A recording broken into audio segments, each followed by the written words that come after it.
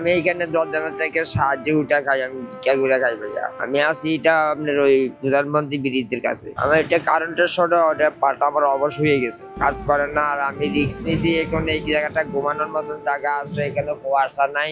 আর আমার এখানে কোনো বাসা বাড়ি নাই। মানুষের মার্কেটের সামনে ঘুমাইলে মানুষের দূর দূর নোংরা বাবা আচার ব্যবহার করে। তার জন্য আমি এদিকে চলে আসছি, আর আমি আটটা যাইতে পারি না। সরকার এখন আমাকে কোনো কিছু দিচ্ছে না। যাই একটা আমি জেলার সমাজ কল্যাণের কাগজপত্র জমা দিচ্ছি, আমাকে অ্যাকসেপ্ট করে না। দেশের রাজা না হলে আপনাকে দিব না আমরা।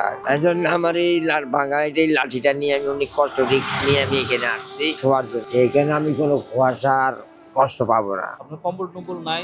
না না, কেন 10 জনও দেয় নেই, সমাজও দেয় নেই, আপনি সরকারও দেয় নেই। ছেলে নাই, মেয়ে আছে, মেয়ে বিয়ে দিয়েছি।